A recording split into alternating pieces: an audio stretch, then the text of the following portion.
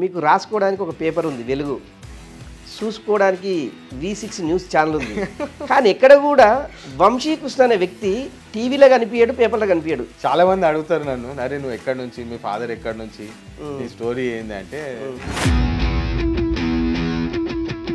బిజినెస్లో మీకు ఆదర్శం మీ తాతగారా మీ నాన్నగారు అంటే ఏం చెప్తారు? కాకా నుంచి కొన్ని క్వాలిటీస్ ఏదైతే ఉన్నాయో, డేరింగ్ అండ్ డాషింగ్. ఓకే, నేను ఎప్పుడూ నా జీవితంలో అదే అనుకుంటాను, హమ్ కిసీసే కమ్ నహీ.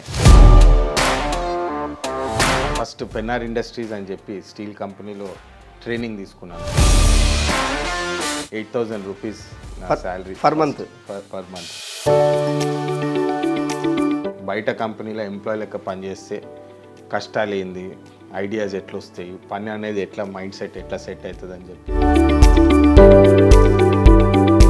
నా సొంతంగా, అంటే మా ఫాదర్ది కాదు, మా గ్రాండ్ ఫాదర్ది కాకుండా నేను నా సొంత ఎర్నింగ్స్ శాలరీకి వెళ్ళి కంపెనీ పెట్టుకున్నా. ఓకే, నేను 500 పీపుల్కి ఉద్యోగాలు ఇచ్చిన ఆ కంపెనీ నుంచి. మొన్నటి వరకు వ్యాపార బాధ్యత మాత్రమే వంశీకృష్ణ చూసేది, మరో బాధ్యత తీసుకోబోతున్నారు అంటే కాక చనిపోయిన తర్వాతనే నాకు అది మొత్తం స్టార్ట్ అయిందనమాట, ఆ బాండ్ రిలేషన్షిప్. మీరు అన్నది ఇంతకుముందుకు కాక కాంగ్రెస్ అంటే కాంగ్రెస్ అభిమాని వీరేదేడు రకరకాలుగా అనుకున్నాం. కానీ కాంగ్రెస్ పార్టీని తెలంగాణలో కానీ ఉమ్మడి ఆంధ్రప్రదేశ్లో కానీ పరిచయం చేసిందంటే కాకనే కావచ్చు, అలాంటిలో ఒక 2-3 ఉండొచ్చు. అలాంటి కాంగ్రెస్ పార్టీని వివేక్ వెంకటస్వామి వీడినప్పుడు మీకు ఎట్లా అనిపించింది నిజంగా కూడా? మా ఫాదర్ది 10 years పొలిటికల్ కెరియరు నాశనం చేసింది ఎవరంటే 100% కేసీఆర్, కేటీఆర్ అనే చెప్తారు. అమ్మించి గొంతు కోయేసుడు అంటే కేసీఆర్ దగ్గర నేర్చుకోవాలి ఎవరైనా. వంశీకృష్ణ పెద్దపల్లి నుంచి తన అదృష్టాన్ని పరిష్కరించుకోబోతున్నారు అంటే కాకా గారు చేసిన పనులు, మళ్ళీ వివేక్ గారు చేసిన పనులు, ఈ బాటలో మనం మంచి చేద్దామన్న ఆలోచనతోటే ఆ ఆపర్చునిటీలో నడుద్దామని చెప్పి ఆలోచన ఉన్నది. Welcome to I dream news. నేను మీ సంజయ్. ఎంత ఎత్తుకు ఎదిగినా వదిగినట్టు ఉండాలి అని చెప్పేదానికి నిదర్శనమే వంశీకృష్ణ. ఎవరు ఈ వంశీకృష్ణ? మీకు అర్థం కాని ప్రశ్న ఇదే. రాసుకోవడానికి ఒక పేపర్ ఉంది, చూసుకోవడానికి ఒక టీవీ ఉంది. కానీ ఆయన పేపర్లో ఎక్కడ రాయించుకున్నది లేదు, టీవీలో చూయించుకున్నది లేదు. కానీ ఇప్పటికి కూడా మీకు ఒక డౌట్ రావచ్చు, ఎవరు ఇంత పెద్ద వ్యక్తి అనుకుంటున్నారు. వయసు చిన్నదే కానీ చేసే పనులు మటుకు చాలా పెద్దవి. ఆయనే వంశీకృష్ణ వివేక్ వెంకటస్వామి. కొద్దిగా క్లారిటీ వచ్చేసింది అనుకుంటా. ఆయన్నే Visakha group of company one of the main pillar అని చెప్పాలి. ఆయనే వంశీకృష్ణ. వంశీకృష్ణ గారు నమస్తే. నమస్తే అండి. So sweet, thank you for ఇంత మంచి ఇంట్రొడక్షన్ ఇచ్చినందుకు. Thank you. వంశీకృష్ణ ఎక్కడ ఎందెందు వెతికినా ఎక్కడ కూడా కనిపించని వంశీకృష్ణ మేము ఏం అడగాలో కూడా తెలియని పరిస్థితి. మీరు ఏం చెప్తారో అనే ఆతృతతో అయితే మేమైతే వెయిట్ చేస్తున్నాం. ఒకటి. రెండవది, ఒక్కసారి మీ గురించి మీరు మా వ్యూయర్స్ కోసం ఒక్కసారి పరిచయం చేసుకోండి. నా పేరు వంశీకృష్ణ. నేను కాకా వెంకటస్వామి గారి మనవడిని, వివేక్ వెంకటస్వామి గారి కుమారుడిని. నేను చదువుకుంది ఇక్కడనే, హైదరాబాద్లో పుట్టి పెరిగినాను. గీతాంజలి స్కూల్లో చదువుకున్నాను 10th వరకు. తర్వాత Singapore okay high school 11th and 12th చదువుకునే అవకాశం దొరికింది, అక్కడికి వెళ్ళినాను.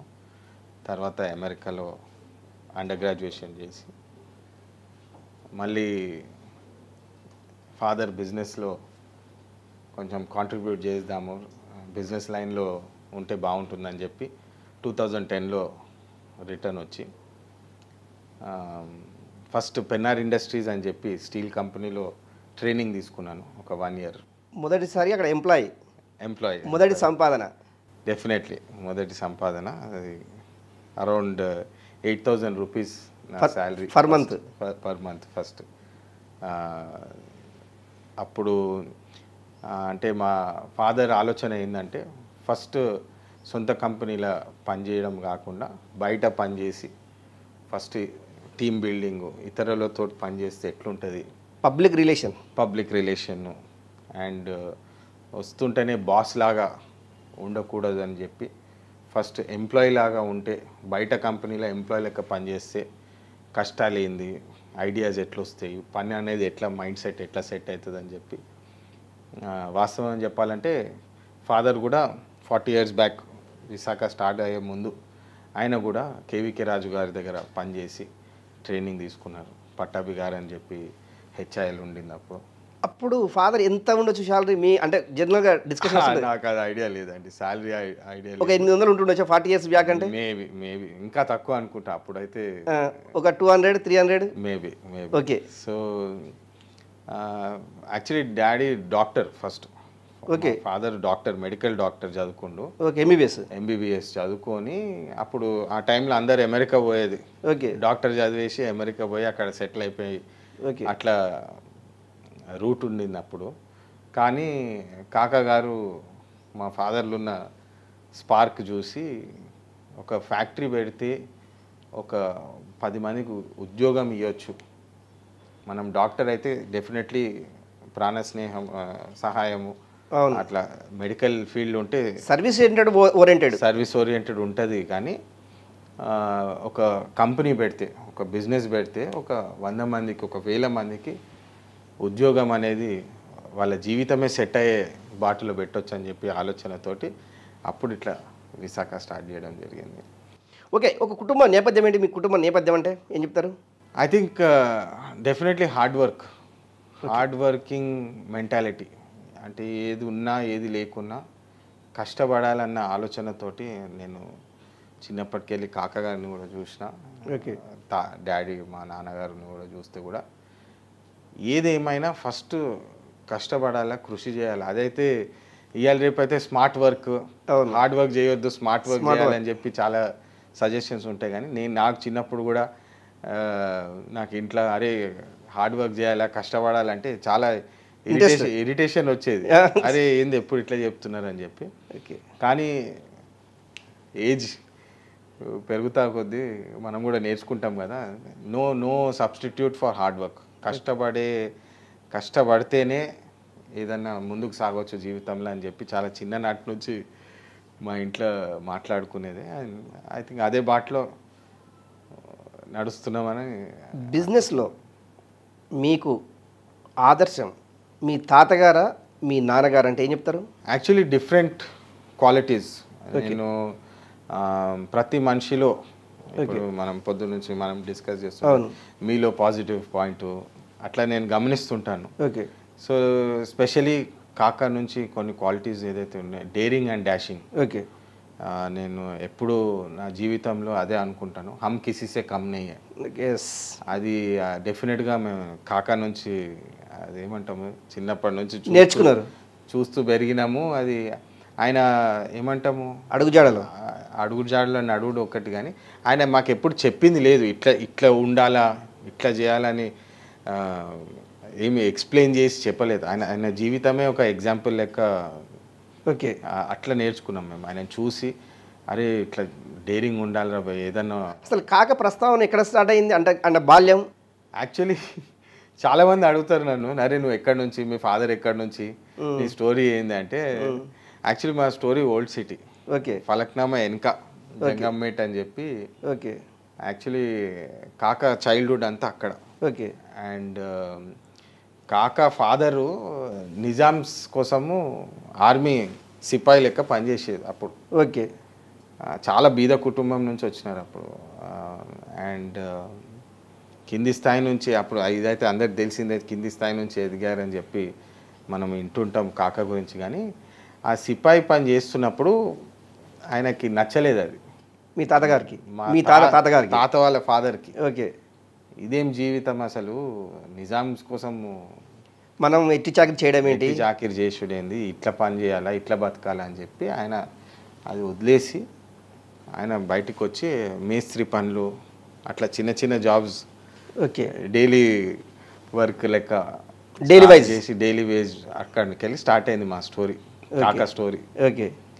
అండ్ ఆయన కాక చిన్నప్పుడే ఆయన చనిపోయినాడు అప్పుడు వాళ్ళ ఫాదర్. ఓకే. సో మొత్తం ఫ్యామిలీ మొత్తము కాక షోల్డర్స్ మీద నడిచింది అప్పుడు. So step by step anyway. నిజంగా అంటే మీకు మీ తాతగారికి ఎప్పుడైనా డిస్కషన్ వచ్చినప్పుడు చాలా పూర్ ఫ్యామిలీ, కానీ ఈ మధ్యతరగతి కుటుంబాలు రాజకీయాల్లోకి రావాలి అంటే కొద్దిగా ఇబ్బందికరమైనటువంటి అంశం అందరికి తెలిసిన విషయమే. కానీ కాంగ్రెస్లోకి ఎప్పుడు అడుగు పెట్టాము, ఎలా ఉండే రాజకీయాల గురించి అంటే ఏమైనా ప్రస్తావన వచ్చేదా మీకు మీ తాత మధ్యలో? కానీ ఖచ్చితంగా అండి. ఐ థింక్ కాక గారు ఆర్య సమాజ్లో చదువుకునేటప్పుడు అప్పుడు గాంధీ గారు ఒక ఈవెంట్, అవును, ఒక స్పీచ్ ఇవ్వడం జరిగింది. అప్పుడు ఏమంటాం అది రోల్ మోడల్ స్పీచెస్, అట్లా ఇన్స్పిరేషనల్ టాక్స్. అట్లా గాంధీ గారు అక్కడ చూసి కాక ఇన్స్పైర్ అయినాడంట. గాంధీ గారి యొక్క అక్కడికి వెళ్ళి ఆయన స్పీచ్ విని అక్కడికి వెళ్ళి స్టార్ట్ అయింది, అరే మనం కూడా ఈ లైన్లో పోవాలా, దేశం కోసం ఏమైనా చేయాలి, దేశం కోసం ఏమైనా చేయాలి. అంటే కాక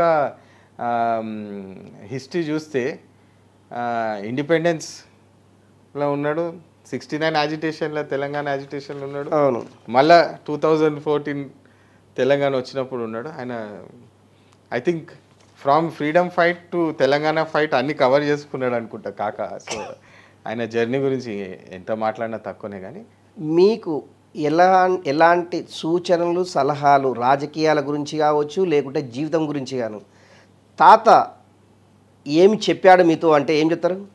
ఎలాంటి సలహాలు సూచనలు? నాకు జీవితంలో ఇప్పటికీ ఇప్పుడు ఒకటే ఒక బాధ ఏంటంటే నాకు అవగాహన మైండ్లో లెర్నింగ్ అదంతా ఓకే కాక చనిపోయినాక స్టార్ట్ అయింది నా లైఫ్లో. Okay.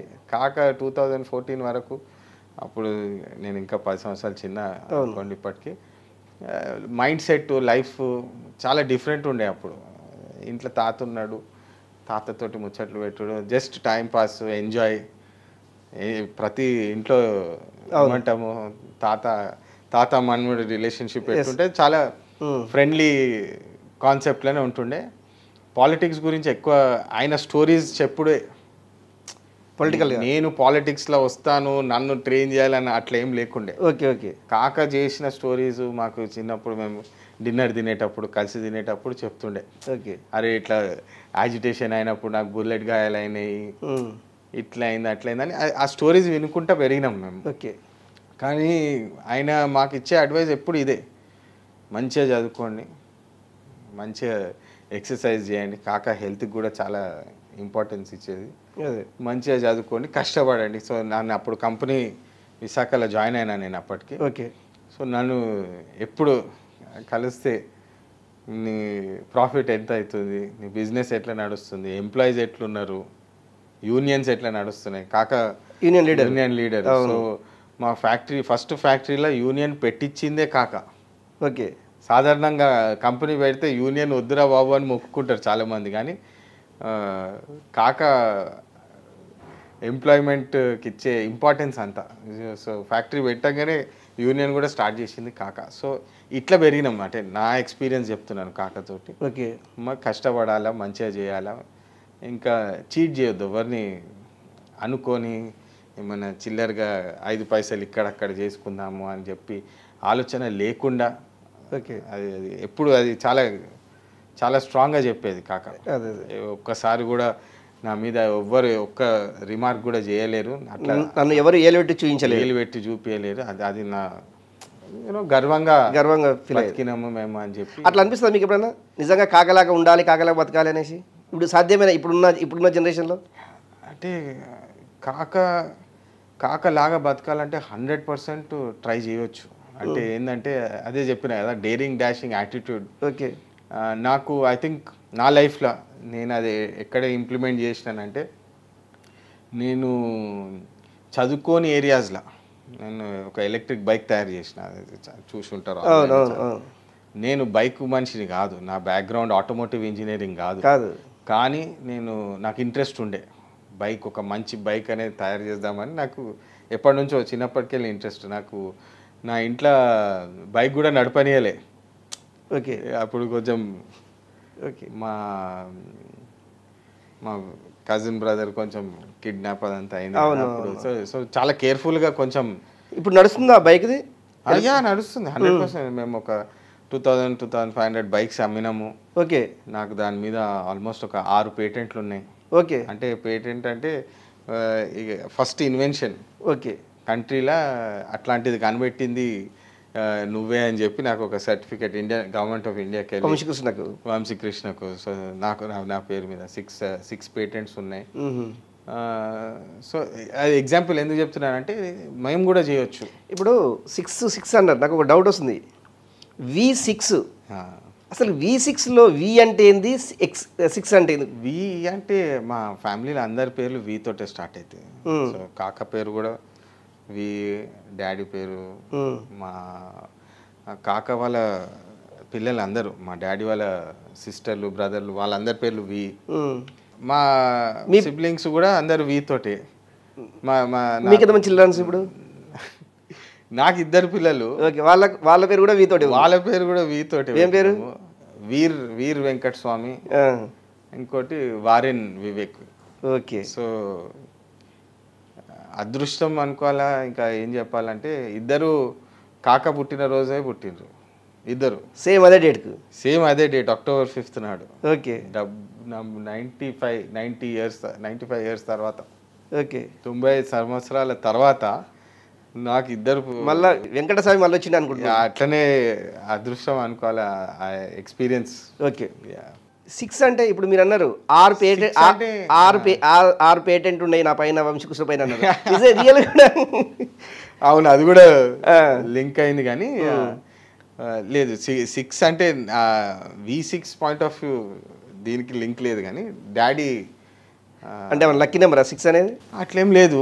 I think 6 family members, ఈ 6 పిల్లలు, అట్లా స్టార్ట్ అయింది. ఓకే.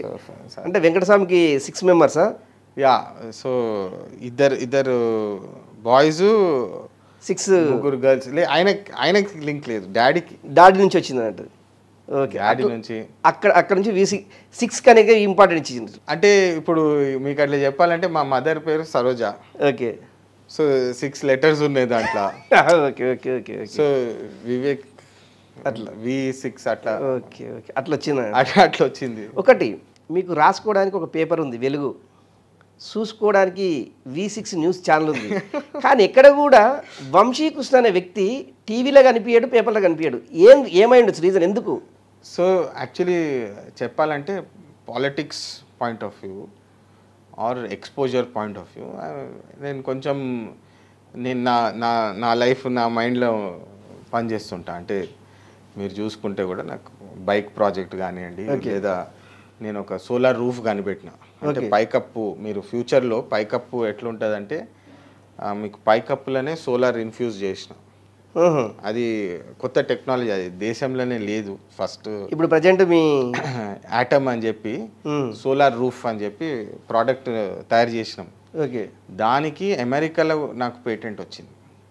అంటే అమెరికన్స్ కూడా ఒప్పుకున్నారు, ఇది ఫస్ట్ కనిపెట్టింది వంశీ అని చెప్పి నా పేరు మీద సర్టిఫికేట్ కూడా ఇచ్చినారు యునైటెడ్ స్టేట్స్ గవర్నమెంట్. ఓకే. మీకు టెస్లా, ఈలాన్ మస్క్ ఇదంతా ఆయన అగేన్స్ట్ నాకు ఒక పేటెంట్ కూడా వచ్చింది. ఓకే. సో నేను కొంచెం నా మైండ్ సెట్ ఏదైనా ఒక 10 మందికి బెనిఫిట్ ఉండాలా, ఏమైనా ప్రోడక్టు, ఏదైనా ఐడియాసు. అంటే జీవితం అనేది పుట్టి పెరిగి పిల్లలని కానీ చచ్చిపోయినాము అట్లా కాకుండా ఏదైనా కాంట్రిబ్యూట్ చేయాలి, సక్సెస్ చేయాలి. ఏది సక్సెస్ చేయాలని? డెఫినెట్లీ సక్సెస్ అనేది మనం కష్టపడిన తర్వాత అది ఫాలో అవుతుంది అది. సో అట్లా ఆ మైండ్ సెట్లు ఉంటుంది. సో అందుకనే బహుశా V6 అదంతా చూడలేదేమో, కానీ నా స్పేస్లో ఉంటాను నేను బేసిక్లీ. వంశకృష్ణ, మీ ఫ్యామిలీకి బ్యాక్గ్రౌండ్ మొత్తం టోటల్గా రాజకీయాలకు ముడిపడి ఉండదు. అవును. తాతగారు కావచ్చు, ఫాదర్ కావచ్చు, కాక కావచ్చు, రకరకాలుగా. వీళ్ళందరిలోకెల్లా మీరు అంటే ఇప్పుడు రాజకీయాలలో అడుగు వేయబోతున్నారు. మీరు ఎవరి స్ఫూర్తి తీసుకొని మీరు రాజకీయాలకు రావాలి అనుకుంటున్నారంటే ఏం చెప్తారు? డెఫినెట్లీ కాక అండి. ఐ థింక్ యాక్చువల్లీ నేను కాక చనిపోయిన తర్వాతనే నాకు అది మొత్తం స్టార్ట్ అయిందనమాట. ఆ బాండ్, రిలేషన్షిప్ ఓకే. నాకు ఇప్పటికీ నాకు అదే అనిపిస్తుంది, కాకుండుంటే ఎట్లుంటుండే లైఫ్. మా మైండ్ సెట్ అంటే చిన్నప్పుడు మైండ్ సెట్ ఒకలాగా ఉంటుంది, ఎదుగుతా కొద్దిగా మన మైండ్ సెట్ చేంజ్ అవుతూ ఉంటుంది. తాతతో కూర్చొని పాలిటిక్స్ డీప్గా డిస్కస్ చేసి మాట్లాడి స్ట్రాటజైజ్ చేసి ఎట్లుంటుంది అని చెప్పి చాలా అనిపిస్తుంటుంది. కానీ నేను మా చైల్డ్హుడ్ మొత్తము బిజినెస్ లైఫ్ కూడా పాలిటిక్స్కి చాలా దూరంగా పెరిగినాం. ఓకే. కాక ఉన్న అంటే రాజకీయ కుటుంబం అయినా కూడా మీరు రాజకీయాలకు అంటిముట్టనట్టుగా, అంటే మీరు టోటల్గా విదేశాల్లో ఎక్కువ అమెరికాలో కానీ అట్లా కాదు, మేము అందరం మా పిల్లలు, మా సిబ్లింగ్స్ కానివ్వండి, మా కజిన్స్ కానివ్వండి, అందరము ఓకే పాలిటిక్స్ నుంచి మేము దూరంగానే ఉన్నాం. అంటే పొలిటికల్లీ ఇది చేద్దాం అది చేద్దాం అనే పెద్ద కసితో ఏం లేదు, పెరగలేదు. మా మామూలు ఫ్యామిలీ, ఇంటి బయట ఫాదర్ పాలిటిషియన్, ఇంటి బయట కాక పాలిటిషియన్, పెద్ద మనిషి అట్లా ఉండే. కానీ మేము చిన్నపిల్లలం కదా అప్పుడు, అందరము ఇంటికి వస్తే మామూలుగానే ఉండేది. ఇంట్లో అందరు కలిసి డిన్నర్ చేసినప్పుడు లేకుంటే అందరు కలిసి ఉన్నప్పుడు ఈ రాజకీయ అంశాలు ఏమైనా ప్రస్తావనకు వచ్చే అవకాశం ఉందా ఇంట్లో? అంటే ఇప్పుడు వస్తుంది, చిన్నప్పుడు అయితే ఇప్పుడు ఎలాంటి ప్రస్తావన వస్తుంది, ఎలాంటి రాజకీయాలపైన? అంటే ఎవరు బాగుంటుండే, ఎట్లా అంటే? సో యాక్చువల్లీ నా ఇంట్రెస్ట్ కూడా ఇప్పుడు సడన్గా ఏమంటాము ఇన్వాల్వ్మెంట్ సడన్గా అయిపోయింది. కానీ ఇంట్రెస్ట్ ఉండింది ఎప్పుడైనా, కాక ఆదేశాల ఎప్పుడు రావాలనిపించింది రాజకీయం చేస్తే బాగుంటుంది, ఒక ఎమ్మెల్యే కావాలి, ఒక ఎంపీ కావాలని ఎప్పుడు అనిపించింది మీకు? Definitely not now. Okay. Definitely ఇంత తొందరగా అనుకోలేదు. ఓకే. చేద్దాము, నాకు ఈ ప్రోడక్ట్స్ మీద, స్టార్టప్ మీద కొంచెం ఇంట్రెస్ట్ ఎక్కువ ఉండింది. ఓకే. అది మంచిగా సక్సెస్ చేసిన తర్వాత నా డాడీ కూడా, ఫాదర్ కూడా 40-45 తర్వాత వచ్చిండు. అదే ఆ స్టైల్లో చేసుకోవచ్చు అని అనుకున్నాను నేను. ఓకే. కాకపోతే అవకాశం అనేది మనకి, ఇంకా ఫ్రాంక్గా చెప్పాలంటే మనకి ఏం రాసి ఉందో అదే జరుగుతుంది, నేనైతే నమ్ముతాను. అది లైఫ్లో కర్మ అనేది, మంచి చేస్తే మంచి తిరిగి వస్తుంది అని చెప్పి మా మదర్ ఎప్పుడు చిన్నప్పటికెళ్ళి చెప్తుంటారు. నువ్వు ఎదుటోనికి కావాలని నష్టం చేయకు, ఎదుటోనికి కావాలని ఏమన్నా యూనో ఇబ్బంది పెట్టొద్దు, అది తిరిగి వస్తుంది. అది వాళ్ళ ద్వారా మంచి చెయ్యి, ఎవడో ఒకటి హెల్ప్ చేస్తాడు ఫ్యూచర్లా.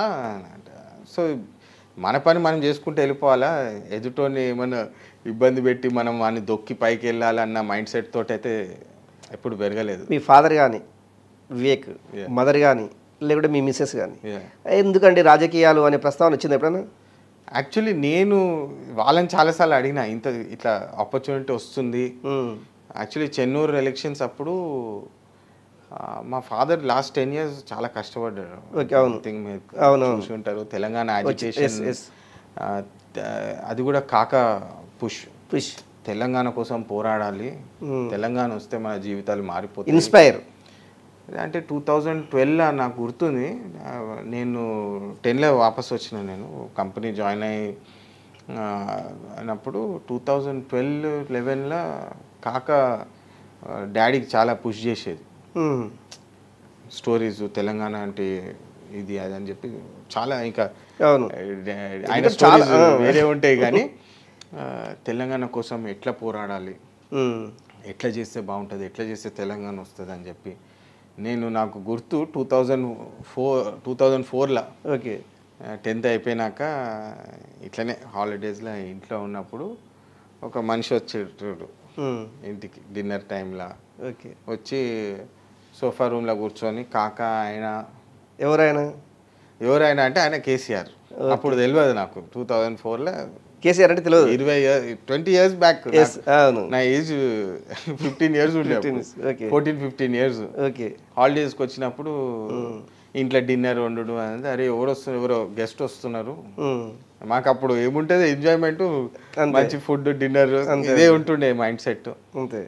సో అప్పటి నుంచి చూస్తున్నా నేను కేసీఆర్ని. 2004లో అరే ఇట్లా ఒక ఆయన వచ్చినాడు కాకతోటి, యూనో అనేక ఎన్ని గంటలు, అబ్బో తెలంగాణ ఎట్లా సాధించుకోవాలి, ఎట్లా చేయాలి, ఏం చేయాలి, ఎలాంటి ఉద్యమాలు చేయాలి అంటే కాకకు బాగా ఎక్స్పీరియన్స్ కంటే కేసీఆర్ కాకతోటి డిస్కస్ చేసి చాలా. అండ్ అప్పుడు పొత్తు కూడా ఉండే అప్పుడు. అవును, కాంగ్రెస్ తోటి. సో డి శ్రీనివాస్ గారు, పిసిసి, వీళ్ళందరూ మా ఫాదరు ఓకే ఎట్లా చేయాలా ఏం చేయాలని చూస్తున్నా కానీ అప్పుడేమో అంత అండర్స్టాండింగ్ లేదు. 2004 ఏంది తెలంగాణ అంటే ఏంది అప్పుడు స్టార్ట్ అయింది. ఓకే అంటే తెలంగాణ అంటే ఏంది అప్పుడు మొత్తం. కానీ ఇంత ఏమంటాము 2009-10లో వచ్చినంత ఇంట్రెస్ట్ అండర్స్టాండింగ్ లేకుండే. 2004 అంటే అప్పుడే కదా ఉద్యమం స్టార్ట్ అయింది బాగా. పీక్ లెవెల్ ఉందంటే 9-10 ఆ టైం నుంచి ఎక్కువ స్టార్ట్ అయింది. అప్పుడు మీకు అనిపించింది ఓహో కేసీఆర్ అప్పుడు మా తాతని కలిసేవాడు ఇతనేనా అనేసి మీకు ఎప్పుడైనా వెళ్ళింది అట్లా? అప్పుడు అయింది.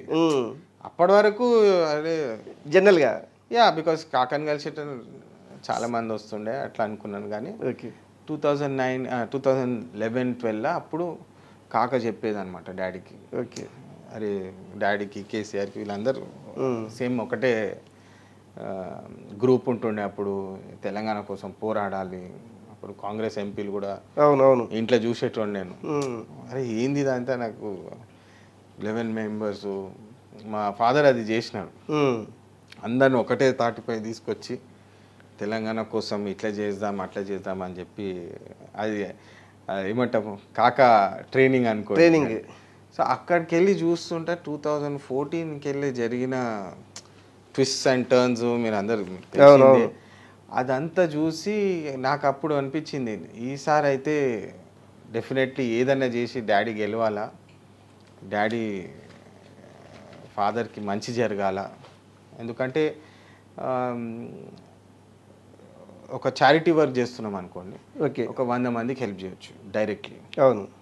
అదే మీరు పాలిటిక్స్లో ఉన్నారనుకోండి కరెక్ట్ ఉద్దేశంతో అన్లిమిటెడ్ కాదు లక్షల మందికి హెల్ప్ చేయొచ్చు. నాకు ఎప్పుడు గుర్తు, నాకు కాక చెప్పేది స్టోరీ 75,000 గుడిసెలు. గుడిసె వెంకటస్వామి అదే కదా పేరు వచ్చింది. గుడిసె వెంకటస్వామి అంటే అందరికీ గుడిసెలు వేయించి అసలు రియల్గా గుడిసెల జీవితాన్ని గడిపిండా నిజంగా గుడిసెలు వేయించినందుకే గుడిసె వెంకటస్వామి వచ్చిందంటే మీరు ఏం చెప్తారు?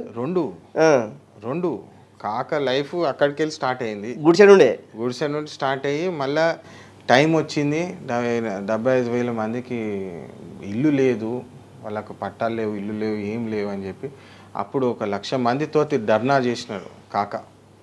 అప్పుడున్న సీఎం గారు కూడా చూసి అరే ఇంత ఫ్యాన్ ఫాలోయింగ్ ఉందా, ఇంత పెద్ద ప్రొసెషన్ తీసినారని చెప్పి ఇమ్మీడియట్గా వాళ్ళకి 75,000 హౌసెస్ ఇచ్చినారు. ఇప్పటికీ ఐఎమ్ షూర్ వాళ్ళ కాక అయితే గుర్తుంటుంది.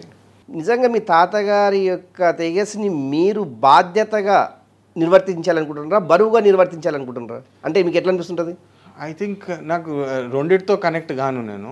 బాధ్యత అంటే అది ప్రెషర్ బిల్డ్ అయిపోతుంది. ఓకే, ప్రెషర్ బిల్డ్ అయ్యి అదే బరువు అవుతుంది. సో నాకు అట్లా నా మైండ్ సెట్ అట్లా లేదు. ఇష్టంతో చేయాలి. నాకు నా చిన్నప్పటికెళ్ళి నేను అంతే. ఓకే, అంటే ఏదైనా ఇష్టంతో ప్రేమతోటి చేస్తే అది ఆటోమేటిక్గా ఫ్లో. అదేమంటాము చాలా స్ట్రెయిన్ అయ్యి ఇష్టంగా చేస్తే సక్సెస్ అవుతాం, కష్టంగా చేస్తే ఫెయిల్యూర్ అయిపోతాం. అదే మీ కాన్సెప్ట్. 100% ఇష్టంగా చేయాలా సక్సెస్ అవుతాము. కష్టంగా చేస్తే మనకు ఎక్కడో పడుతుంటాం మనము తప్పుకొని. సో డెఫినెట్లీ మొన్నటి వరకు వ్యాపార బాధ్యత మాత్రమే వంశకృష్ణ చూసేది, మరో బాధ్యత తీసుకోబోతున్నారు అంటే?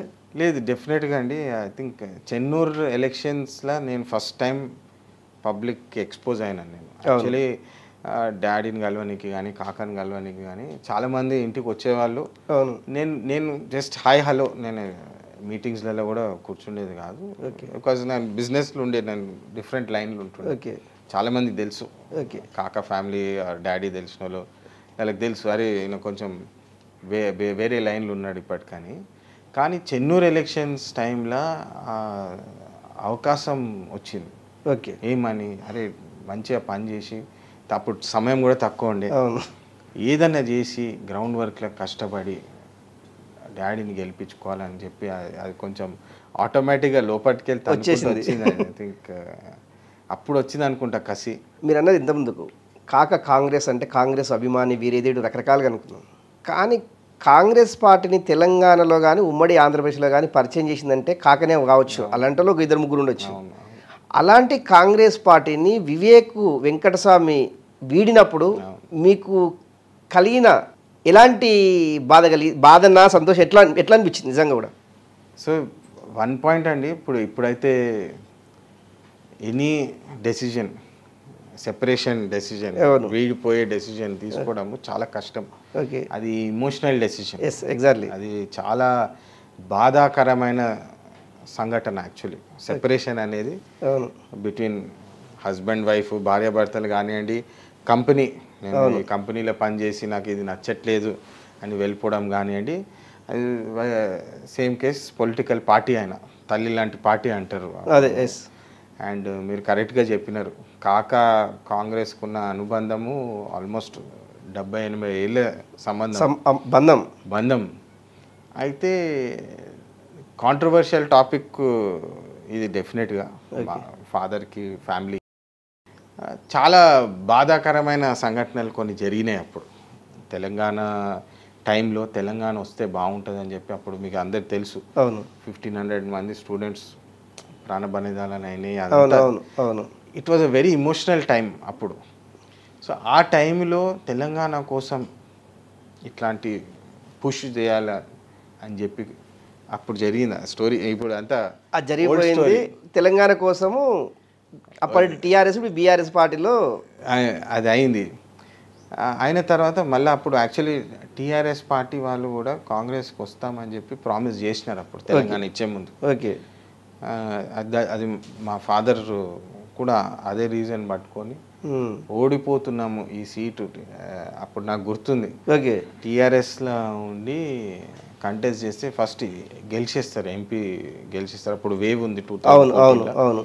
ఇప్పుడు దయచేసి ఏమి చేంజెస్ చేయకండి అంటే, లేదు నేను సోనియా గాంధీ గారికి మాట ఇచ్చిన, తెలంగాణ అనౌన్స్ చేయంగానే టీఆర్ఎస్ పార్టీ అండ్ మీ వివేక్ వెంకటస్వామి గారు మళ్ళా కాంగ్రెస్ జాయిన్ అవుతారని చెప్పి అప్పుడు జరిగింది. వాస్తవం చెప్పాలంటే చాలామంది అది నమ్మలేదు కూడా ఇట్లా అయిందంటే. ఓకే, నేను ఇట్లా అరే ఏమైంది మీ ఫాదర్ ఇట్లా వాపస్ వచ్చింది ఏమైందంటే, లేదు వాళ్ళు డిస్కస్ చేసి మాట మీద నిలబెట్టుకున్నా. అరే టూ మచ్ చేస్తున్నావు నువ్వు, ఇట్లా ఎవరైనా చేస్తారా, మాట ఇచ్చినా వచ్చేస్తారా అని చెప్పి చాలామంది నాకు ఉల్టా అడిగిండ్రు ఇట్లా. I said boss that is the culture, mind set. మీరు ఫాదర్ని కలిస్తే కూడా మీకు తెలుస్తుంది, చెప్తే చేస్తారు. ఇప్పటికీ కూడా 100% కమిట్మెంట్. అది ఎగ్జాక్ట్ ఇంతకుముందు అడిగినారు మీ ఫాదర్ నుంచి ఏమి చేసినారంటే, ఏ రూమ్లో అయినా మీరు ఒక 100 మందిని పెట్టండి, దాంట్లో మా ఫాదర్ ఉంటే hands down he will be most hard working person అని చెప్పి నేను బ్లైండ్గా చెప్పొచ్చు. మా ఫాదర్ అని కాదు కానీ జనరల్గా అంటే కమిట్మెంట్ తోటి అట్లా పనిచేస్తాడు. అదే ఆయనకి నష్టమైంది. ఓకే, ఆ టైంలో. ఓకే, చాలామంది ఏమనుకుంటారు పాలిటిక్స్ పాయింట్ ఆఫ్ వ్యూ, అరే గెలిచేసినాక చూసుకుందాము, అవును, మన కన్వీనియన్స్ అని. కానీ అట్లా కాలేదు. I mean anyway this is back story. Okay, but అట్లా జరిగింది. బీఆర్ఎస్లో ఒక 5 years ఉన్నారు కదా, I think so, approximately almost. So BRS అంటే అప్పుడు టీఆర్ఎస్, ఇప్పుడు బీఆర్ఎస్ పార్టీ వివేక్ వెంకటస్వామి కుటుంబానికి రాజకీయ పరంగా కేసీఆర్ అన్ని విధాలుగా హెల్ప్ఫుల్ కావచ్చు, లేకుంటే ఆదుకున్నాడా, రకరకాలు అంటాం కదా. నిజంగా కేసీఆర్ వివేక్ వెంకటస్వామి కుటుంబానికి ఏం చేయలేదు అంటే మీరేమంటారు? యాక్చువల్లీ మీ స్టేట్మెంటే రాంగ్. ఓకే, నేను ఉల్టా చెప్తాను. నేను ఓకే, వివేక్ వెంకటస్వామి గారు కేసీఆర్కి టీఆర్ఎస్ పార్టీకి ఎంతో చేశారని నేను ఉల్టా చెప్తాను. ఓకే, మీరు ఆపోజిట్ అడిగిండ్రు కానీ. ఓకే, ఎందుకంటే నేను చూసినాను అప్పుడు కేసీఆర్కి ఎలక్షన్ కొట్లాడడానికి కూడా సపోర్ట్ లేకుండే, ఫైనాన్షియల్ సపోర్ట్. ఓకే, మా ఫాదర్ చేసినాడు. ఓకే, సైడ్ ఏమంటాం కింగ్ మేకర్ అంటారు చూడండి, అట్లా ఫాదర్ బ్యాక్గ్రౌండ్ చాలా హెల్ప్ చేసినారు. నష్టపోయారు, నష్టం చేశారంటే రాజకీయంగానా ఆర్థికంగానా? రెండు. మేము ఇప్పుడు మీరు ఇంతకుముందే అన్నారు V6 అని చెప్పి, మీరు అందరూ ఒకసారి గుర్తు తెచ్చుకోవాలా. 2010 to 14 టైంలో జై తెలంగాణ అంటేనే పెద్ద ఏదో బూతు మాట్లాడినట్టు భావించేవాళ్ళు చాలామంది అప్పుడు ఆ టైంలో. అవును, ఏ ఒక్క న్యూస్ పేపరు, ఒక న్యూస్ ఛానల్ కూడా అప్పుడు చూపించేది కాదు, జై తెలంగాణ అని చూపించేది కాదు, ఓన్లీ V6. నాకు గుర్తుంది, నేను అప్పుడు ఒక సంఘటన చూసిన. నేను జై తెలంగాణ అంటే వాడిని పట్టుకొని కొట్టినారు అవును అవును రోడ్ మీద. మనం విజువల్స్ చూసినాం. ఆ విజువల్స్ ఫస్ట్ మీరు ఏ ఛానల్లో చూసినారంటే V6లో చూసినారు. అంటే ఇది ఎందుకు గుర్తు చేస్తున్నానంటే V6 అన్న ఆలోచన కూడా అప్పుడు మా ఫాదర్కి ఎందుకు వచ్చిందంటే ఈ వాయిస్ అనేది బయట ప్రజలకు పోకపోతే మూమెంట్ అందుకోదు. అవును. ఇప్పుడు ఏదైనా మూమెంట్ అందుకోవాలంటే media is a very big powerful platform. అంటే 10 మందికి మంచిగా చెడ వాళ్ళు తర్వాత డిసైడ్ చేసుకుంటారు. కానీ ఇట్లా అయిందని చెప్పి ఫస్ట్ 10 మందికి తెలియాలంటే ఎట్లా చేయాలి? అప్డేట్స్ ఓన్లీ మీడియానే కదా. అయితే అప్పుడు తెలంగాణ లాంటి పెద్ద విషయము మీడియా ప్రజలకు వెళ్ళట్లేదంటే అర్థం ఏంటి? అవును.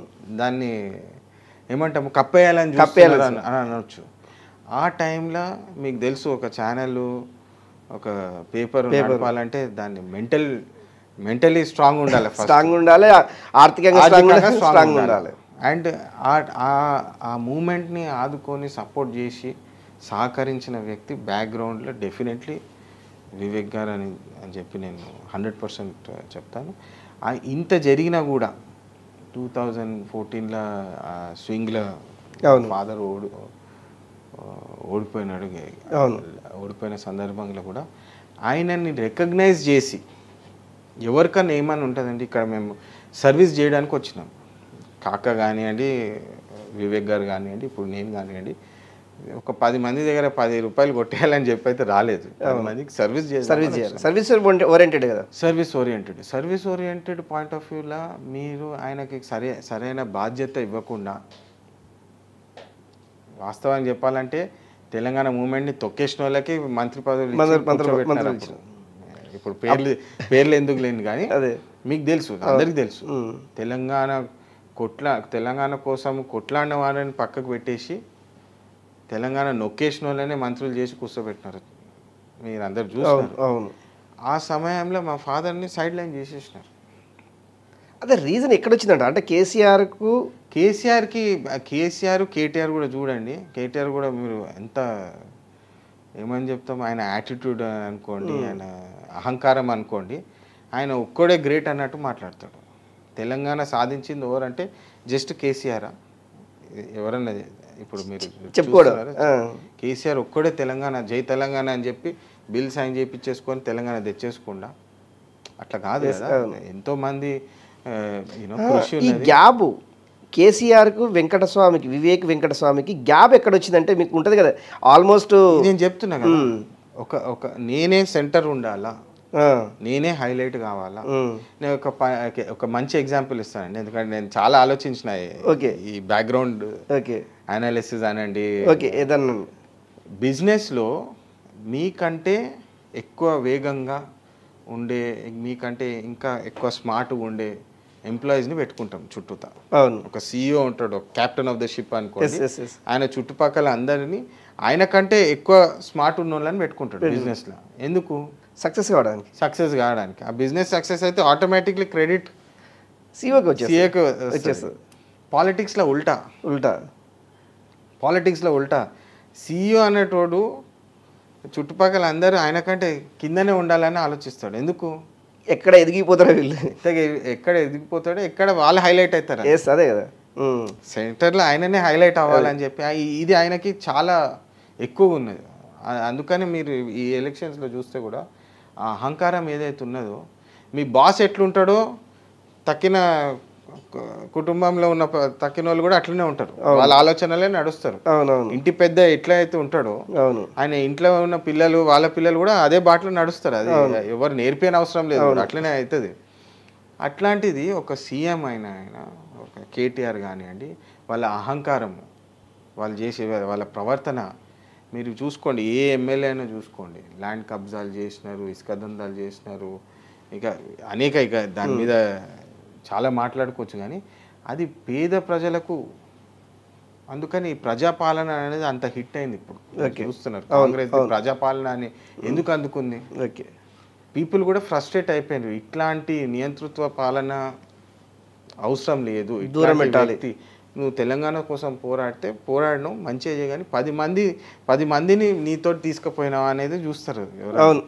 నేనే ఉండాలా, నా కుటుంబమే ఉండాలా, పనిచేసిన వాళ్ళందరినీ, ఉద్యమకారులందరినీ కట్ చేసేసినారండి. అప్పుడు మీరు ఒకసారి మీరు లిస్ట్ చాలా తీసుకొని మంది చూస్తే అవునవును టైగర్ నరేందర్ గారు కూడా మీరు చూసుకోండి. ఇప్పుడు పోయినల గురించి పక్కన పెట్టి ఉన్నల గురించి కూడా కోదండరామ్ కావచ్చు, రకరకాల ఉన్నారు కదండి చాలా మంది కరెక్ట్ చెప్పినారు.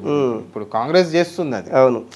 సో అట్లా మా ఫాదర్ని డెఫినెట్లీ ఇంతకుముందు చెప్పినాను, ఏదైనా ఇది చేద్దామంటే కంకణం కట్టుకొని అది ఎట్లనన్నా సాధించాలని పనిచేసే వ్యక్తి మా ఫాదర్. ఓకే. అందుకనే ఈయననే నాకు రేపు ఏదైనా అవుట్ షైన్ అవుతాడేమో అనే భయం డెఫినెట్లీ. అందుకని ఆయనని కట్ చేసి పెట్టేసినాను. ఇంకా మీకు తెలుసు టీ న్యూస్ అని స్టార్ట్ చేసినాడు. అవును. మళ్ళీ నమస్తే తెలంగాణ అని చెప్పి, అంటే ఆయననే చేయాలా, ఓకే, వేరే వ్యక్తికి అర్హత లేదు. ఓకే. V6 ఎంత హెల్ప్ చేసినా దాన్ని సైడ్ లైన్ చేయాలి. దానికి యాడ్స్ కూడా ఇవ్వలేదు. అవును. V6 అనేది మీకు తెలుసు. యాడ్స్ ఇవ్వలేదు, రెవెన్యూ ఇవ్వలేదు. వేరే పేపర్లకి 800 రూపీస్ 1000 రూపీస్ రేట్ ఫిక్స్ చేస్తే V6కి 10 రూపాయలు ఫిక్స్ చేసినాడు. 10 రూపాయలు. అంటే ఉద్దేశం ఏంది అంటే ఆయన మైండ్ సెట్ ఆర్థికంగా కూడా దెబ్బతీయాలా, ఇట్లాంటి వాళ్ళు ఎదగొద్దు, ఇట్లాంటి వాళ్ళు రాజకీయాల్లో ఉండొద్దు, పేరుకి పబ్లిక్కి చూపించడానికి స్టాచ్యూ ఇచ్చినా ఇంకేం కావాలని అన్న మీరే అడిగినారు. స్టాచ్యూ ఇచ్చినారు ఇంకేంది అని చెప్పి అడిగినారు. స్టాచ్యూ ఇచ్చినాము ఇంకా గమ్మునుండు, నువ్వు పక్కకు పో, అయిపోయింది కథ అయిపోయింది.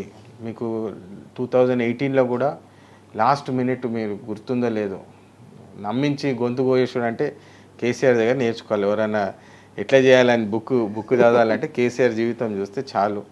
2019లో కూడా నమ్మించి లాస్ట్ మినిట్ దాకా డ్రాగ్ చేసి మా ఫాదర్కి టికెట్ ఇవ్వకుండా చేస్తాడు. అంటే ఒక ఏమంటాం వ్యక్తిపరంగా ఈయనని పెద్దపల్లి నుంచి వివేక్ వెంకటస్వామి కాకా పేరుని తొలగించేయాలని చెప్పి ఆ ఆలోచన ఏదైతుందో దాని అగేన్స్ట్ ఇదంతా జరిగింది. తర్వాత బీఆర్ఎస్ నుంచి బీజేపీలోకి వచ్చాడు వెంకటస్వామి గారు, వివేక్.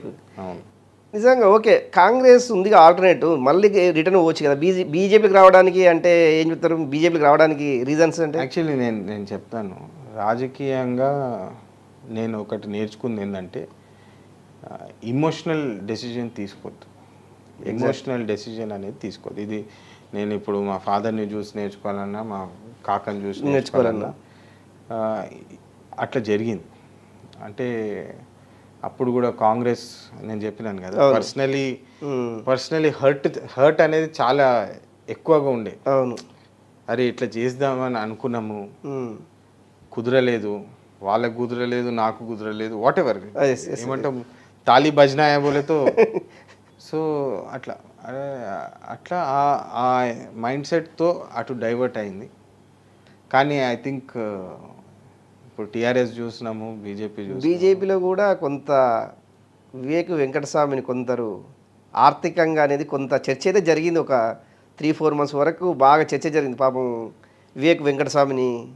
నిజమా ఇది? అంటే ఏంటది, హుజురాబాద్ ఎన్నికల్లో కొంత ఆర్థికంగా ఒక వ్యక్తికి డబ్బులు ఇచ్చారు అనేసి వివేక్ వెంకటస్వామికి రిటర్న్ వస్తలేవు అనేసి కొంత చర్చ అయితే బాగా బలంగా జరిగింది. ఎవరు ఎక్కడ ఎవరికి ఇచ్చారు? బట్ వాస్తవంగా నేను ఇన్వాల్వ్ లేను. ఓకే, మీరు చూస్తున్నారు అదే చెప్తున్నాను. పాలిటిక్స్ పాయింట్ ఆఫ్ వ్యూ నేను మా ఫాదర్ పొలిటికల్ గేమ్లో కూడా ఇన్వాల్వ్ లేను అప్ టు. అంటే జనరల్గా మీకు ఇన్వాల్వ్మెంట్ లేకపోవచ్చు, మీరు ఇన్వాల్వ్మెంట్ కాకపోవచ్చు, జనరల్గా తెలుస్తుంది కదా. చాలా మంది చెప్తున్నారు, రూమర్స్ వినిపిస్తున్నాయి, కానీ నాకు దాని మీద ఐడియా లేదు. నేను యాక్చువల్లీ ఎక్కువ ఇంట్రెస్ట్ కూడా లేదు దాంట్లో, ఎందుకంటే చెప్పేటోళ్ళు చెప్తూనే ఉంటారు. నాకు తెలిసింది నేను ఓపెన్గా చెప్పిన. ఎప్పుడన్నా ఒకసారి మీ ఫాదర్ మీతోటి అరే ఇలా డబ్బులు ఇచ్చాము రిటర్న్ రాలేదు అనేది ఎప్పుడు డిస్కషన్ రాలేదా ఇద్దరి మధ్యలో? లేదు. నాకు మా ఫాదర్కి మాకు మా ఇంట్లో సిబ్లింగ్స్ అందరూ కూడా ఏదైనా కానివ్వండి కలిసి డిస్కషన్, ఫ్యామిలీ డిన్నర్స్ అన్ని ఫ్యామిలీలో చాలా నార్మల్గా ఉంటాము. ఓకే, అట్లానే ఉంటాము కలిసి. దేశ రాజకీయాల్లోకి యువత రావాలి అనేది శుభసూచకం. కానీ మీలాంటి యువత రాజకీయాల్లోకి వస్తే పాత పద్ధతులను అనుసరించి రాజకీయాలు చేయాలనుకుంటున్నారా, కొత్త పద్ధతులను అనుసరించి రాజకీయాలు చేయాలనుకుంటున్నారా? కొత్త పద్ధతులు అనుసరించాలంటే ఎలాంటి సలహాలు సూచనలు యువతకి ఇవ్వాలనుకుంటే మీరు ఏం చెప్తారు? నా యాక్చువల్లీ నేను చెన్నూరు ఎలక్షన్స్ గురించి మాట్లాడాలి. ఎందుకంటే చెన్నూరులో సుమన్ అగేన్స్ట్ అప్పుడు మేము జస్ట్ అప్పుడే I think November 2nd November 3rd అప్పుడు పోతుంటే అమ్మో వాడు రాక్షసుడు, వాడు అన్నీ పట్టేసుకొని కూర్చున్నాడు, చెన్నూరులో కదలలేము, కాంగ్రెస్ జెండా పట్టుకున్నోడిని చిత్రహింసలు పెట్టినాడు, పోలీసులలో స్టేషన్లు వేసి ఉతికినారు, ఇట్లా ఇవి ఏమంటాము రూమర్స్ ఏదో ఏమంటాము ఒక అంటే గ్రౌండ్లో లేదు అక్కడ రావణాసుడు లంకకు పోతున్నట్టు ఫీలింగ్ ఇచ్చినారు. ఓకే, అక్కడ పోయినప్పుడు మాకేం భయం అండి, మేము తప్పు చేసినామా, మేము కాకాని చూసి బతికినాము, నేనైతే కాకాని చూసి బతికినాము, కాకా ఫ్యామిలీ జస్ట్ పబ్లిక్లో వెళ్ళిపోయినాము. ఏంది కథ అనేది ఫాదరు వస్తున్నారని చెప్పి పేరు రాగానే అక్కడ సగమే అట్మాస్ఫియర్ చేంజ్ అయిపోయింది. నేను చూసినాను, అది ఫస్ట్ హ్యాండ్ ఎక్స్పీరియన్స్ అయినా అక్కడ చెన్నూరులో ఫస్ట్ పోయినప్పుడు ఆ ఎనర్జీనే చాలా డౌన్ ఉండే, నెగిటివ్ ఎనర్జీ మొత్తం ఏదో చెడు కూర్చున్నట్టు ఫీలింగ్, దుష్పరిణామాలు మొత్తం చెన్నూరులో ఉన్నాయనుకోవచ్చు ఉన్నట్టు ఆ ఎనర్జీ కూడా అట్లనే ఉండే. ఓకే, డాడ్ వస్తున్నాడు అని చెప్పి స్ప్రెడ్ అయిపోగానే రియలీ చాలామందికి ఒక విశ్వాసం వచ్చింది, ఒక హోప్, పూర్వవైభవం వస్తుంది అని చెప్పి అట్లా ఒక ఎనర్జీ చేంజ్ నేను విట్నెస్ చేసినాను. ప్లస్ క్యాంపెయిన్ చేస్తున్నప్పుడు ఆన్ ద గ్రౌండ్ పోయి రూరల్ ఇంటీరియర్స్ పోతుంటే వీళ్ళు ఏం చేసినారు టీఆర్ఎస్ ప్రభుత్వం అంటే,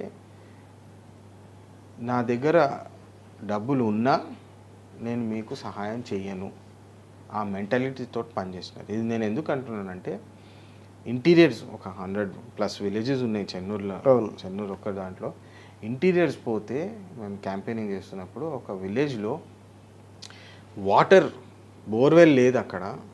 ఒక దాదాపు ఒక 50 మంది మహిళలు వచ్చేసి ఏడుపు, సార్ ఇట్లా బతకాలన్నా మేము, డ్రింకింగ్ వాటర్ లేదు, ఒక టాయిలెట్ లేదు, 2024 అండి ఇప్పుడు మనం బతికేది, అండ్ సాటి మనిషి ఇట్లా బతుకుతున్నాడు అంటే సిగ్గుచేటు మనకు, అసలు ఇట్లా బతకాలా అని చెప్పి నాకు ఎప్పుడు అనిపించింది అంటే, డబ్బులు లేవని కాదు, ఒక బోర్వెల్ వేయాలంటే ఒక 50,000 లక్ష రూపాయలు మ్యాక్సిమం అవుతుంది అంతే.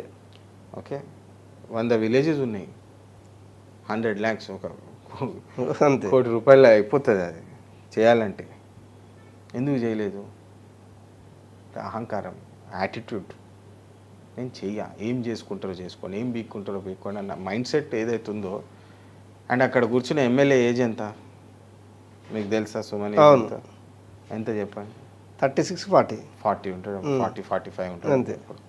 ఆయన ఫస్ట్ ఎంపీ అయినప్పుడు యూత్, ఆయన కూడా పెద్ద యూత్ లీడర్ అని చెప్పి ఆయన గురించి ఎంత తక్కువ మాట్లాడితే అంత మంచిది, కానీ ఆయన యూతే కదా, చేసినాడా మంచి పనులు చేసినాడా చూపిమన్నాడు. చెన్నూరులో ఆర్ పెద్దపల్లి మొత్తం ఆయన ఎంపీ కూడా చేసినాడు. అక్కడ నాకు క్లిక్ అయింది. అంటే చాలాసార్లు ఇట్లా డిస్కషన్స్ కూడా వస్తాయి, అరే నీకు పాలిటిక్స్ ఎందుకు, అవును నువ్వు వేరే లైన్లో వెళ్ళిపోయినావు కదా, నువ్వు దాంట్లో మంచిగా చేసుకోరాదంటే, మనము ఒక ఏమంటామండి, ఆ ఎగ్జాంపుల్ ఉంది చూడండి, మీరు మౌనంగా ఉంటే కూడా అది కూడా ఒక తప్పు. చెడు జరిగేటప్పుడు మౌనంగా ఉన్నా తప్పుని వేలుపెట్టి చూపించాలి, అండ్ మంచి కోసం నిల్చోవాలి, ధైర్యంగా ముందుకెళ్ళి ఉన్నా నేను ఈ విషయం మీద నా స్టాండ్స్ ఇది అని చెప్పి కష్టమైన నష్టమైన కొంచెం డేరింగ్గా చేయాలి. అది నేను మా ఫాదర్ నుంచి చూస్తున్నాను, మా కాకా నుంచి చూస్తున్నాను. అయితే అక్కడ అనిపించింది, అరే మనకెందుకు, మనకు అవసరం లేదని అనుకుంటే ఇంకోడో వాడు యూత్ అనుకొని ఏదైనా ప్లస్ పాయింట్స్ మీరు ఏదైనా చేసుకోండి అనుకొని వచ్చి ఇట్లా జీవితాలు ఇట్లా నాశనం చేయొచ్చు అని చెప్పి ఆ ఐడియా నాకు నచ్చలేదు అసలు. ఇట్లాంటి అవకాశము వేరే ఓడైనా తీసుకొని మళ్ళీ ఇట్లనే బాధాకరమైన సిచ్యువేషన్ వస్తే మన దేశానికి ఏమైపోతుంది, సాటి మనిషికి ఏమైపోతుంది అని చెప్పి అక్కడ నాకు కొంచెం యాక్చువల్లీ క్లిక్ అయింది. చాలా ఇమోషనల్ ఎక్స్పీరియన్స్ ఉండే. ఎందుకంటే ఏందండి, అంటే మీరు చూస్తున్నారు 6 లక్షల కోట్లు అని చెప్పి ఇప్పుడు చూస్తున్నారు, అంతా బయట పెడుతున్నారు రాష్ట్ర అప్పులు. ఒక కోటి రూపాయలు పెట్టి ప్రతి గ్రామంలో ఒక వాటర్ బోర్వెల్ వేయలేదా? అంటే ఎందుకు వేయలేదని జనాలు ఆలోచించాలి. అది అవును. మీరు ఇప్పుడు అడిగినారు కదా, ఇప్పుడు యూత్ లీడరు మీరు జాయిన్ అయితే ఎట్లుంటుంది అంటే, అంటే ఇట్లాంటి చిల్లర పనులు చేయకుండా ఆపడం కూడా మా బాధ్యత. హెల్ప్ చేయకుండా కూడా ఖరాబ్ చేయకూడదు, అంతే కదా. ఎగ్జాక్ట్లీ. అండ్ అందుకనే మంచి చేయకపోయినా పర్వాలేదు, చెడు చేయొద్దు అనేది కాన్సెప్ట్. చెడు చేయొద్దు, మంచి అంటే మంచి ఖచ్చితంగా చేయాలి, మంచి చేయాలి, కానీ ఇట్లాంటిది చెత్త పన్ను మాత్రం చేయొద్దు. సాటి మనిషి ఏడుస్తున్నాడు, వాడి కుటుంబం నాశనమైన అయిపోయింది, వీడైతే మంచిగా బతుకుతాడని ఆ ఆలోచన తప్పు. వంశకృష్ణ గారు, ఇప్పుడు మామూలుగా మెయిన్గా సౌత్ ఇండియాలో రాజకీయాల్లో చాలా కాలం పనిచేసిన వాళ్ళు రాజకీయాలను వీడి వ్యాపారాలు చేసుకుంటున్నారు. కానీ మీరు వ్యాపారం నుంచి రాజకీయాలకు అడుగు పెడుతున్నారు, ఎలా అనిపిస్తుంది మీకు? నాకైతే కొత్త ఎక్స్పీరియన్స్ అండి ఫ్రాంక్లీ. నేనేమి లాస్ట్ 5 years 10 years పాలిటిక్స్లో లేదు ఏమంటాము, కానీ నాకు ఎట్లా అనిపిస్తుంది అంటే ఒక మంచి అవకాశం ఉన్నది, ప్రజల కోసం సేవ చేయడానికి ఒక మంచి అవకాశం ఉన్నది. ఎందుకంటే అదే నేను ఇంతకుముందు కూడా చెప్పిన 2014లో కాక గారు చనిపోయిన తర్వాత అప్పుడు నా లైఫ్లో క్లిక్ అయింది, అరే 10 మందికి ఉపయోగం పడే పనులు, ఏమైనా మంచి చేసే పనులు చేస్తే బాగుంటుంది. కాక ఇంత చేసిండని చెప్పి నాకు చాలామంది వచ్చి చెప్పినారు. అప్పుడు పీస్ మీటింగ్స్ అప్పుడు, అదే ఓం శాంతి మీటింగ్స్ అప్పుడు అని, అరే నాకు మీ కాక అంటే కింద స్థాయి నుంచి టాప్ మోస్ట్ స్థాయి వరకు. అప్పుడు రాహుల్ గాంధీ గారు కూడా వచ్చినారు అప్పుడు ఫ్యూనరల్కి. అంటే ఆయన జీవిత కాలంలో ఇంతమందికి ఇంపాక్ట్ చేసినాడు. ఓకే, స్మాలెస్ట్ పర్సన్ టు ఆర్థికంగా చెప్తున్నాను, least person to top most పర్సన్కి అందరికీ నా తరఫున నేను ఏదైనా చెయ్యొచ్చా అన్న మైండ్ సెట్ తోటి పనిచేసిన వ్యక్తి. మీకు తెలుసో తెలీదో, అప్పుడు కాంగ్రెస్ పార్టీ ఆఫీస్ కూడా కాకా హౌసే. కాకా గారు తన ఇల్లు అప్పుడు ఢిల్లీలో ఇల్లు కాంగ్రెస్కి ఏదో కాంగ్రెస్ ఆఫీస్కి ఇష్యూ అయినప్పుడు తన సొంత ఇల్లుని కాంగ్రెస్ పార్టీ కార్యాలయానికి మార్చేసినారు. ఇప్పటికీ అదే ఆఫీస్, 24 అక్బర్ రోడ్ అని చెప్పి ఢిల్లీలో.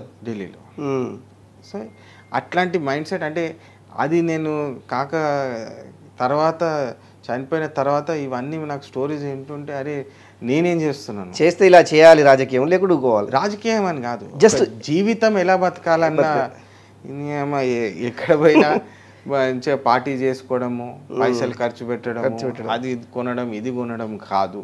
ఓకే, అది అందరు చేస్తారండి. ఇప్పుడు మనం చూస్తున్నాము, ఆల్మోస్ట్ 8 billion పాపులేషన్, దాంట్లో ఎంతమందిని గుర్తుపెట్టుకునే పనులు చేస్తున్నారు. ఇప్పుడు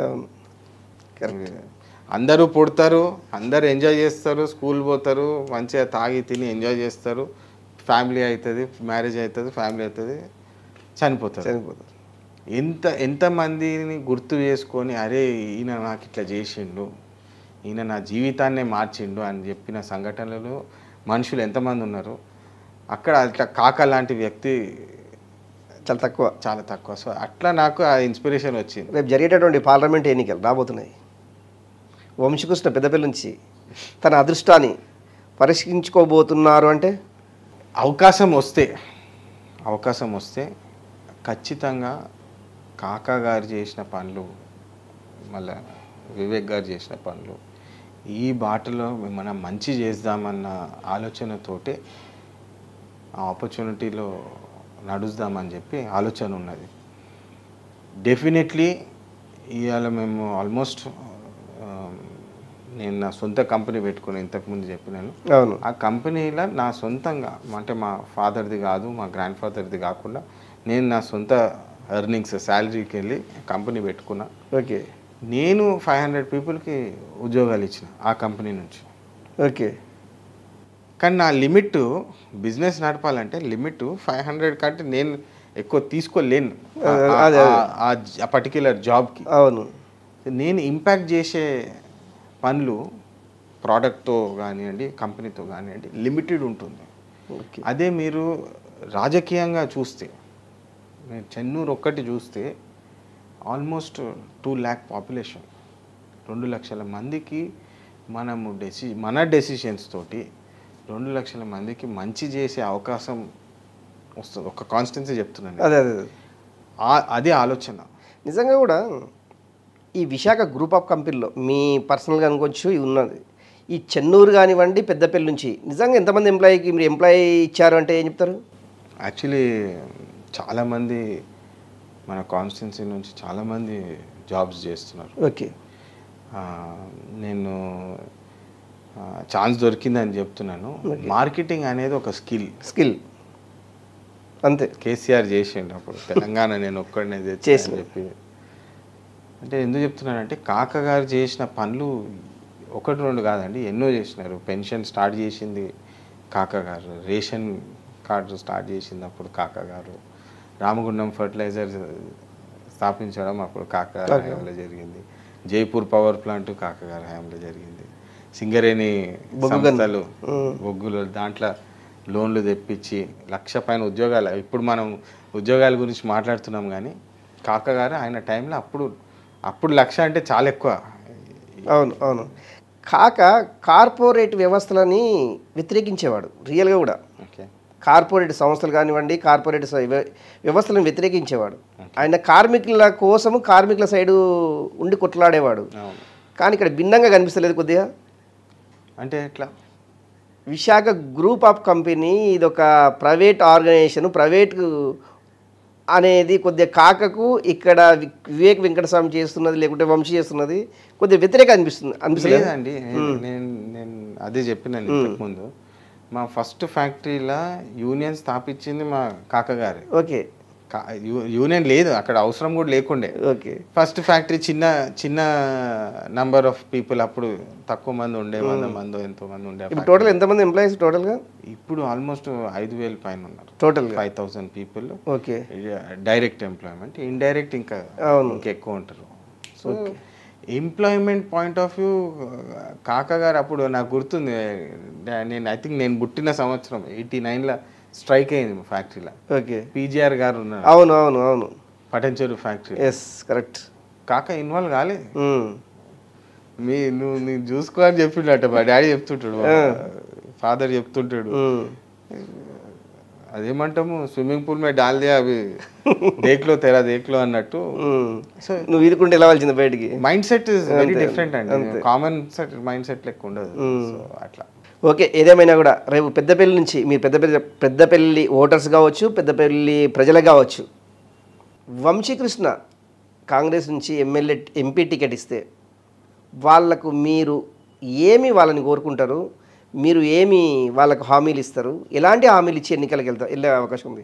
లేదండి, నేను ఫస్ట్ అండ్ ఫార్మోస్ట్ ఏదైతే మన స్టేట్లో, ఓకే, పర్టిక్యులర్లీ పెద్దపల్లిలో, చెన్నూరులో అబ్జర్వ్ చేసింది ఏంటంటే, చాలా ఈ లాస్ట్ టీఆర్ఎస్ గవర్నమెంట్ పాలనలో ఈ ల్యాండ్ కబ్జాలు, భూదందాలు, ఈ ధర్నీ స్కామ్లు, ఇవన్నీ ఫస్ట్ అది స్టాప్ అవ్వాలి. ఓకే, అదంతా స్టాప్ కావాలంటే ఒక మంచి లీడర్షిప్ రావాలి. ఓకే, అది మన సీఎం రేవంత్ రెడ్డి గారు లాంటి డైనమిక్ లీడర్ని ఫస్ట్ స్టేట్ లెవెల్లో తెచ్చుకున్నాం. ఓకే, మంచి ఎంపీస్ని తీసుకొస్తే ఓకే, ఈ కంటిన్యూషన్ అనేది అవుతుంది.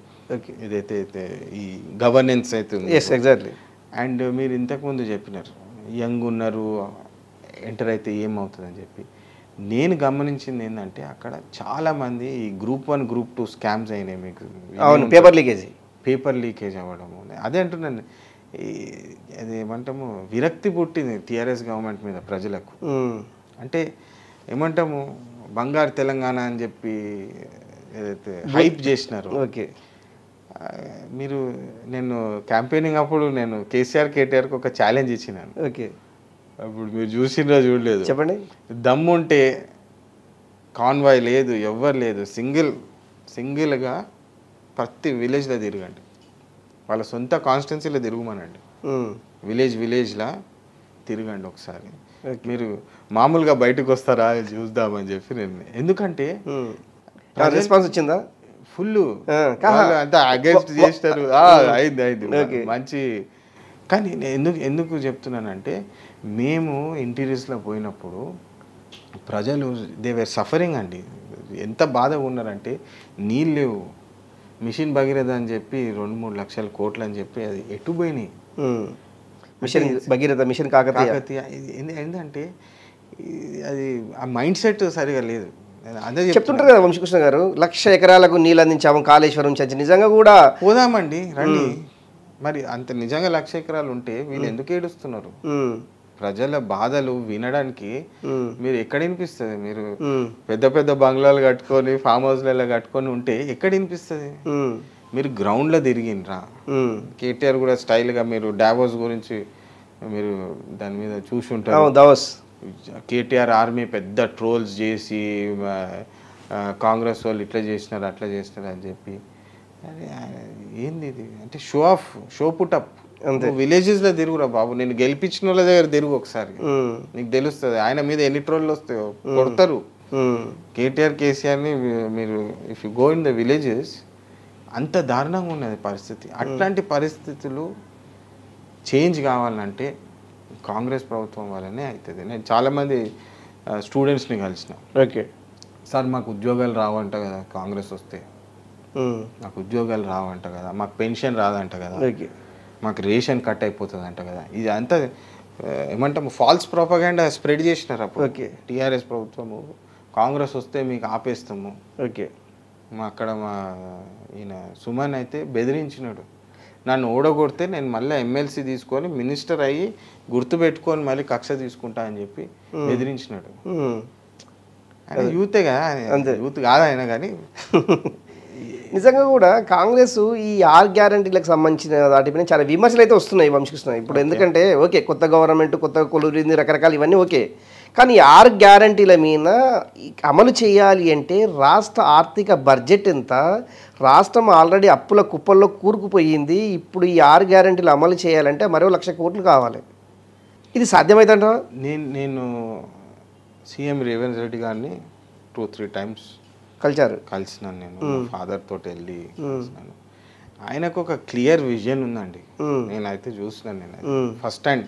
ఓకే నేను సిఐ ద్వారా కూడా కలిసినాను ఒకసారి, ఫాదర్ లేనప్పుడు బిజినెస్ డెలిగేషన్ ద్వారా కూడా కలిసినాను. ఓకే ఆయన యాజ్ అ సీఎం వచ్చి 5 minutes కలిసేసి ఆల్ ద బెస్ట్ చెప్పొచ్చు, ఆయన 2 hours కూర్చున్నాడు. ఓకే ఇది ఎందుకు ఎగ్జాంపుల్ ఇస్తున్నానంటే సిచ్యుయేషన్ కాంగ్రెస్ ప్రభుత్వము తెలంగాణని ఇట్లా చేయలేదు, టీఆర్ఎస్ ప్రభుత్వం అప్పుల పాలు చేసింది. అది ఇప్పుడు అందరూ ఒప్పుకుంటున్నారు ఇప్పుడు. ఓకే ఒక 3 months బ్యాక్ ఉండేనండి ఇంత చర్చ. I'm asking 3 months back Telangana అప్పుల పాలు అయిపోయింది, రామచంద్ర ఏం చేయాలి మేము అని చెప్పి ముచ్చట ఉండేనా? లేదు, ఇప్పుడు ఉన్నది. ఎందుకు? ఎవరు చేస్తున్నారు? అది టీఆర్ఎస్ ప్రభుత్వం చేస్తుంది. ఎనీవే వాళ్ళ కథ బయట పెట్టినారు.